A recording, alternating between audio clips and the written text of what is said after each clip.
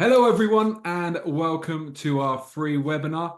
Really excited to bring it to you because it's based on the last few months and probably the last year actually of investigations, assessments, understanding, what the needs of a fast bowler are and how we can get there really quick. Okay, so we're going to be bringing it to you today, going through hopefully so much fascinating detail that you'll be in such a better place to understand what you need, and if you're a coach, what others need to help go forward. Okay, so let's roll. So basically, I've got a bit of a statement here to start. The problem with the current training methods for fast bowlers is they have become completely outdated, ineffective. Players, they're not getting quicker, and the number of injuries, particularly the bad injuries, the stress fractures are rising. And to be honest, it's nothing short of a disgrace. I've been doing this now for 24 years, started way back in the year 2000. And to see the game become really professional over that time, but not see the results on the pitch from training that's been brought in is crazy. And the fact that no one's really, apart from us, saying, whoa, whoa, hang on, something's going wrong here because everyone's training really hard, but they're not getting the results. Where are the fast bowlers? Why are the fast bowlers being killed off? When they do come in, youngsters coming through bowling quick, 1 or 2 years later, they're either bowling slower or they're constantly injured. And it's like, well, why is this happening? Something's got to be behind it, you know? And that's why you're here. If we look at four of the reasons why you're here, you're probably fed up of training really hard and getting no reward because we're seeing this time after time after time. Bowlers speaking to us and yeah, I've done 3 years, I've been hitting the strength work. Nothing's changing. Okay. Speed's not improving. You've probably been told get stronger numerous times from coaches, from players, from teammates, whoever it is, but you're not seeing any difference on the speed dial. And you think, why? You know, Injuries. People are suffering for injuries and they're just trying to get through a season instead of thriving through a season. It's like, can I get through to the next game without completely breaking down? And again, everything that you're told is crazy. Just rest, go stretch. We know this doesn't work. And it's the same old, same old, same old messages. When we're talking to people, it's like a broken record. And we say to them, what have you been told? And I've been told to get stronger. I've been told to work on my front arm. I've been told with my back just to stretch my hips. It's absolute madness what's going on. And for some reason, no one's, like I said, saying, why are you here? And you've been told to do this. Go get stronger. How many times have you been told to get stronger? How many times have you been told to stretch? Or if you're in pain or you're not stretching enough. Stretching is one of the worst things you can do for a fast bowler. We want the muscles to be engaged, to bang, bang, like pogos. So when we're stretching them, we're just ignoring what's going on with the muscle and the body and just dialing into stretching. It's crazy. Working on the front arm. There's a classic for you. It's obvious to see when something's going wrong with the front arm. What you need to do is, well, what coaches need to do is tell you why, but they don't. They just tell you, just work on it. Well, how does that work? And then something else which is going on, just bowl. You need to bowl, bowl, bowl, bowl, bowl. Of course, we need to bowl, but so many times we're bowling with no reason, nothing behind it. What are we doing? Are we trying to improve the skill? Are we trying to improve the pay? Where are we? Normally, we're just bowling. Twice a week, we're just going to bowl at a batter in the net, and hopefully, somehow, by some sort of osmosis, we get to the weekend and we're starting to bowl quicker. It's not just going to happen. It's never just going to happen. It hasn't worked. That's why you're here because you've probably done all these things and it doesn't work. We know it time and time and time again. It doesn't work. And that's my face probably about 20 times a day where we keep hearing the same old thing from players. And the worst thing, players will keep doing it for 2, 3, 4 years, doing the same things that haven't worked the previous years. They think somehow it's suddenly going to start working. Unfortunately, it's not. It's never going to start working. Okay. But don't worry, we've got you. Okay. We've been putting this together so that you can see there is a way out of it. Okay. We're going to show you our system that not only gets players out of pain, but also puts on pace. Because here's something you've probably not been told. the positions we want to see in your action, driven by the physical side of it, that are going to help with injuries in a robust action, are exactly the same that are going to help produce pace. When this goes wrong is when you get told you've got to just put more effort in, because then we see more effort on a body that's not ready, on an action that's not ready, and we're literally forcing you into injuries. It's crazy. Okay. But why listen to me? Who am I? Like I said earlier, I've been in cricket 24 years, 22 years in the pro game, 3 different counties in the UK, literally helped thousands of bowlers now, from the very top test players to all the way down youth and just, normal Sunday Division 3 or 4 players. It's, for me, it's about the individual, helping the individual and helping them go forward. And if you want to look at a little bit about my pedigree, the last England Lions team's got picked. 4 of the bowlers in it have worked with me. Okay, so this thing works. That's the thing with cricket strength. It's not just putting out exercise and say go do this. It's saying these things work, and they're working at the highest level and they're working at the lowest level because we follow a simple pattern. Okay. So when we analyze a bowling action, we want to take everything into consideration. Now, the big thing to understand with bowling is it only looks like it does because of your body and what your body can and can't do. So the particular type of training you're doing at this time will have a big influence on this. So we've got a setup here. So we're coming to bowl from the side and the back. So first thing, they're coming in now to what we call their impulse stride.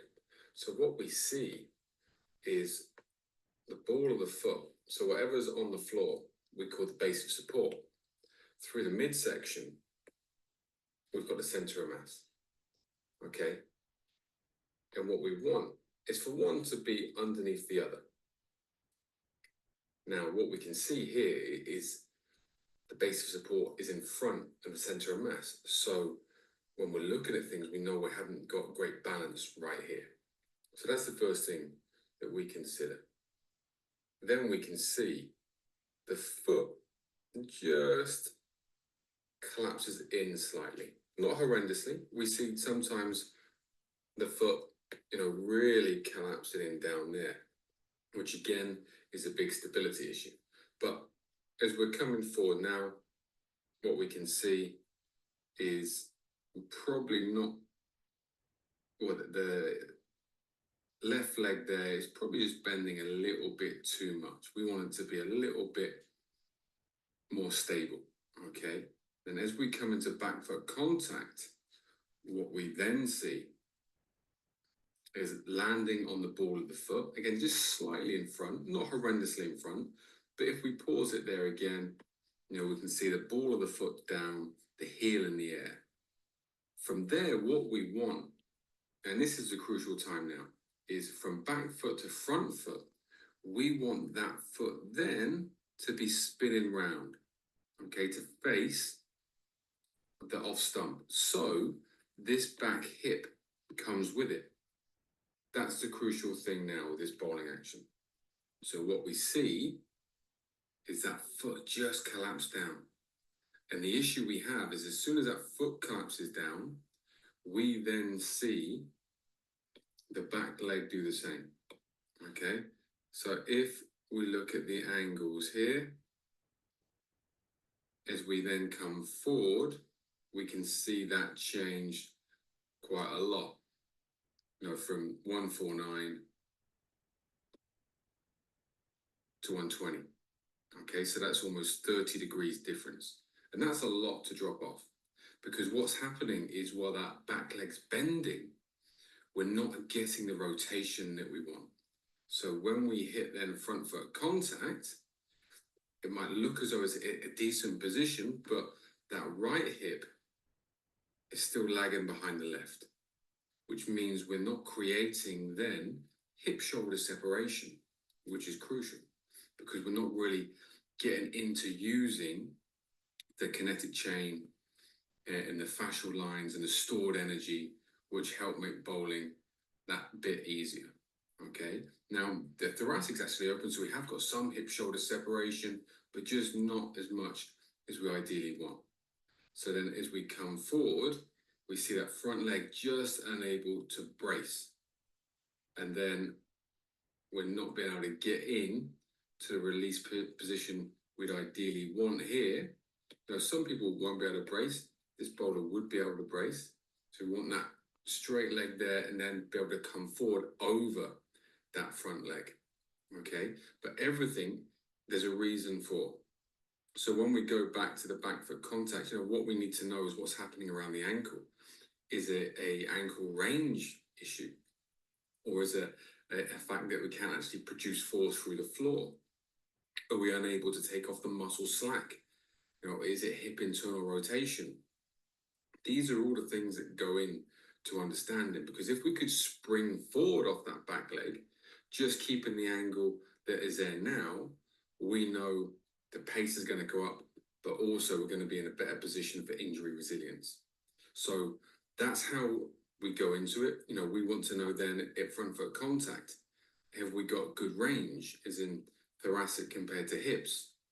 Is that torso rotation there? Have we got the stability that we need?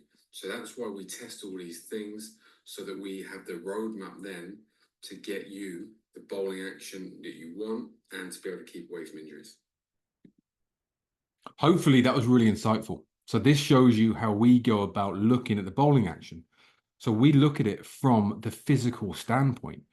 Physically, why can you not get into these positions, again, which I refer to as the optimal positions for bowling?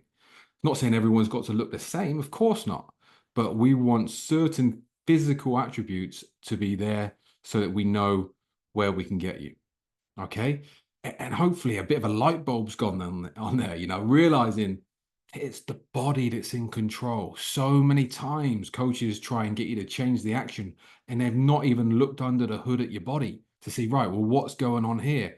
They'll put the cones out, they'll put the hurdles out, they'll put the ladders out, they'll put the poles out. And listen, there's always a place for kit, always a place for kit. But if you're just trying to shoehorn in an action on a body that's not ready, we're going to head for a couple things. One, catastrophe, and two, frustration, because you're going to be doing all these drills and again, not seeing the transference. And all the training has to be about transferring to your game on a Saturday, on a Sunday, it has to be. Otherwise, what are we doing it for?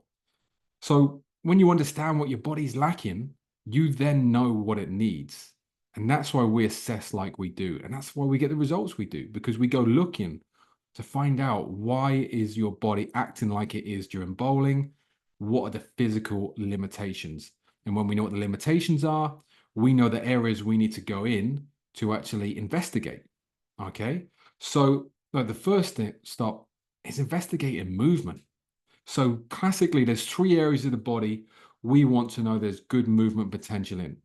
We've got hip internal rotation, which is possibly the most important. It's really hard to rate these, but it's really important that our hips are moving in internal rotation.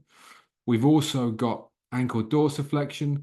We've also got thoracic range, and we do it in a seated and a half kneeling position. So we know to start with, right, what access has the player got to movement capabilities? Now, the big thing to understand is not everything comes down to movement, or not all movement means you've got a mobility issue, not by a long chalk. Okay, which is why we want to then go into, right, okay, so where's your strength at? Where's your strength? Now, these are taken from our gym, our unit, but we do a lot of testing. A lot of our players are remote online all over the world, and we've got testing we do there. But just to run you through these, we've got a mid-thigh pull here, which is a huge expression. How much force can you create? We've got a shoulder test. This is the Ash test. How much force can you put through the floor from the shoulder? We've got a similar one here, but in a front foot contact position. So we know how isolated your shoulder strength is. What about when the whole chain's working? And then a really important one, a single leg calf press. Again, how much force can you exhibit? So important, really important to understand these. And then when we understand strength, we also want to know how about force production? Again, really important. So we've got things like a drop jump, we've got pogo hops, we've got overhead medieval slams, and we've got half kneeling bowling, where we look at arm speed, velocity, and ball speed. All these things play into it. And it's all about getting the map, like I mentioned in the bowling video, we're looking for the roadmap. And that's what this is. We often say to players, if you're at the unit with us and we say you got to drive to Scotland, but we're not going to give you a sat nav, you're not going to have a map. How are you going to get there? You might eventually get there, but it's going to take a long time. Whereas when we've got the data on how your body's working, we then understand what it needs so we can program. And once you've got the program in place and you understand your body, suddenly the results come. Amazing results come. But unfortunately, how many of you are doing the exact same program as the rest of the bowlers at your club? Exactly the same. One of you could be a 6'8" left armer. One of you could be a little 5'8" medium away swinger. One you could be a leg spinner. You've got the same program. And what we see a lot as well is every person in the same team on the same program. How are you going to get anywhere near your potential if no one's looking at how your engine's working? You know, where your mobility is, where your stability is, where your motor control is, how much power can you out, all these things. And what we can say is from, the players that we assess, everyone's got slightly different things. Everyone's got slightly different things. But like I said, everyone at the moment, 99.9% of cricketers are doing exactly the same stuff. I can write down people's programs to the nearest two exercises, pretty much anyone we talk to, because we know everyone's getting given the same stuff. Just strength work, bilateral strength work. And it's crazy. Okay. And why do we talk like this? Does it actually work? Yes. Here's a snapshot of people we've worked with, and all these people have been online clients as well. So they've not been able to get to the gym, but by us understanding what their body needs, we can program and see results.